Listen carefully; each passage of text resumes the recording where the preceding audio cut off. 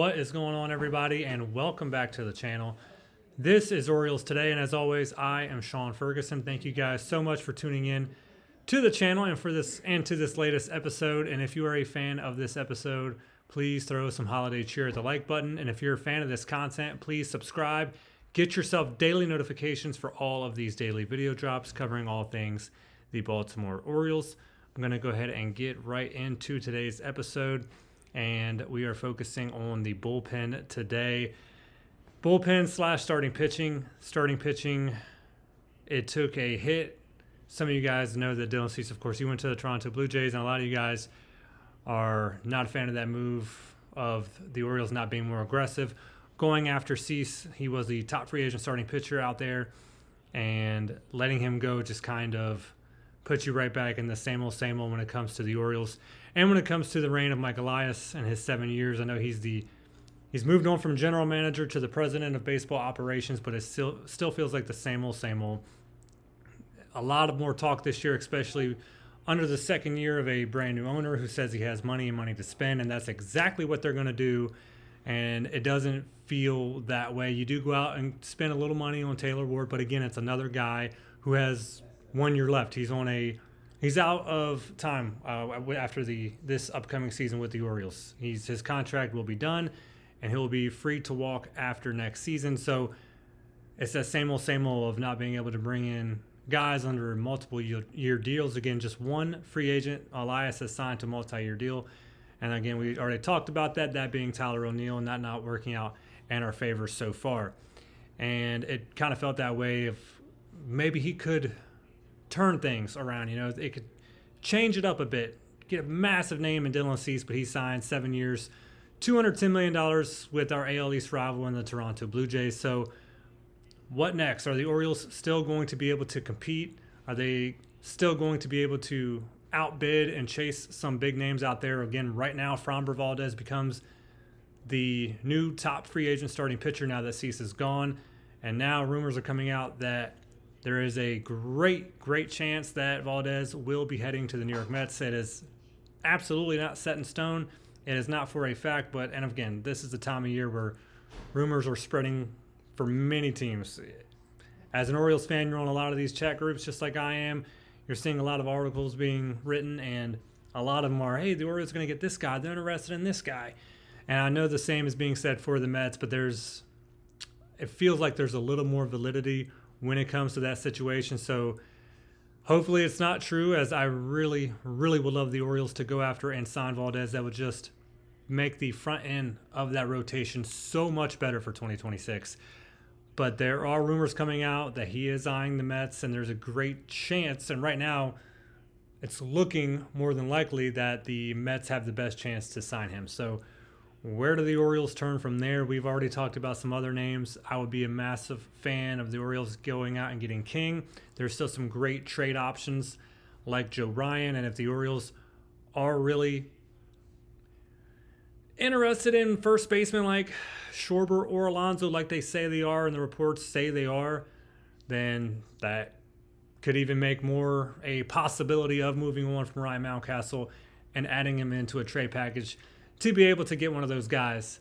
So what's next when it comes to the starting pitching? If Valdez is out, how much more does that just kind of bring you back to the Orioles really are not going to go out and sign a big name starting pitcher to a free agent contract, to a multi-year deal, and actually spend big bucks on one of these guys.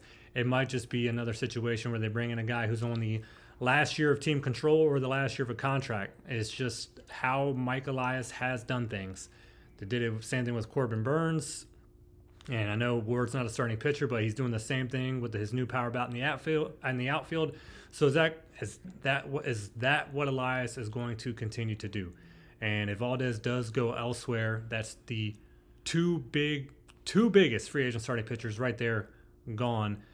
And that does leave you to believe that if the Orioles do make a move on a big starting pitcher, it will be through the trade market and not through free agency. And speaking of pitchers, Mike Elias was put on record when he did make a few statements, especially during the press conference when it came to bringing on Taylor Ward to the team, and he was stated as saying that they are eyeing a guy for the back end of that bullpen and a guy that could come in the ninth inning.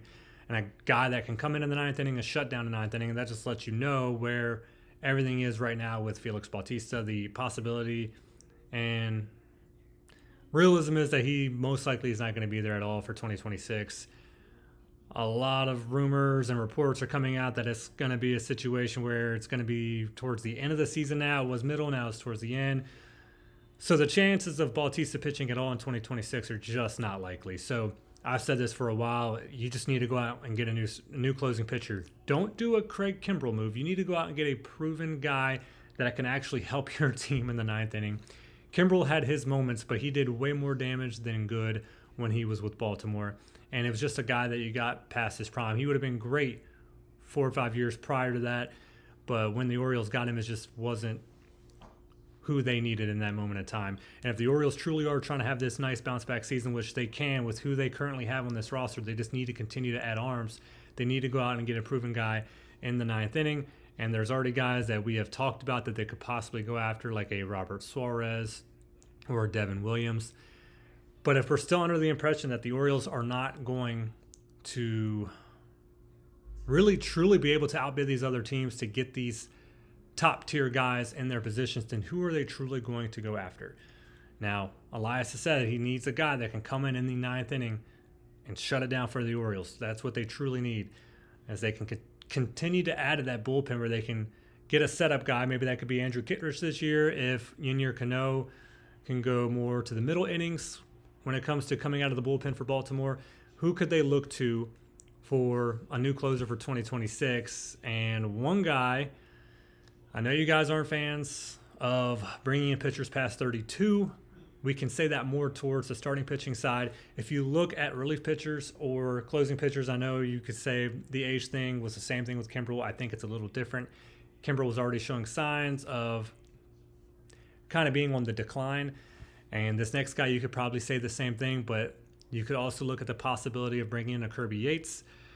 I know he's 38 years old, so that plays into it. And injuries were not kind to him last year, so that also plays into it. But he's a guy who has 98 career saves. And again, last year you can kind of look at that as it was a down year due to what he was going through injury-wise. And also you might not want to bring in a guy like that just based on all the injuries that the Orioles themselves dealt with last year. But if you look at just kind of his career as a whole, he's career 3.36 ERA, again with 98 saves. And record-wise doesn't really matter. He is 30-24 in his career. But that is one option that the Orioles can look at. He is a free agent, and he's a guy that you could bring in and not spend a ton of money on, especially since he is aging out a bit. He could be a guy you spend a little bit on, not that much, seeing who else is really trying to bid on him and bring him in spring training and see what you have there. And another guy that I would prefer over Kirby Yates that would be I would say a better option for what they're looking for in 2026, and that would be Emilio Pagan.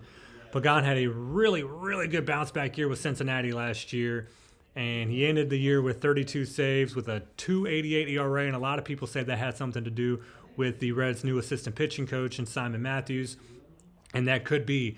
And the Orioles are continuing to retool their own coaching staff, so this might be something where the Orioles could bring him in, and hopefully he is able to continue that. He is 34 years old, so he is 4 years younger than Yates is. So if you are able to bring in an Emilio Pagan, he is coming fresh off of a bounce-back year and could hopefully come right in and help the Orioles, who are trying to have their own bounce-back year in 2026.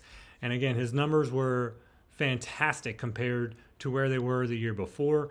And he is sitting at a career ERA of 3.66, 65 saves. But again, 32 of those were last year. So he's a guy who came back in Cincinnati last year, and the Orioles could benefit absolutely from using a guy like that in 2026.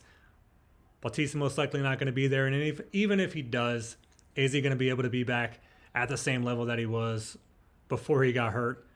Most likely not. That was the big fear and what people are still talking about when it comes to Grayson Rodriguez, and that being a big reason why the Orioles decided to move on from him and send him to the Angels for Taylor Ward, because once he does come back from injury, is he going to be able to be the same guy that he was before he got hurt in the first place? And it appears that the Orioles didn't believe so.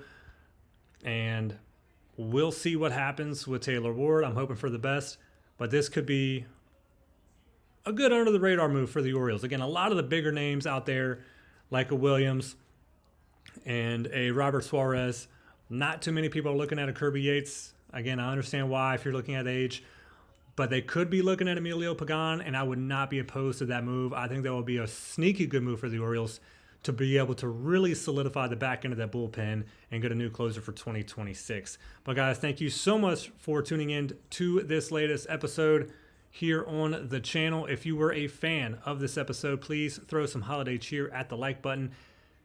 And if you're a fan of this content, please subscribe. Get yourself daily notifications for all of these daily video drops covering all things the Baltimore Orioles. And again, guys, this was Orioles Today. I am Sean Ferguson, and let's go O's.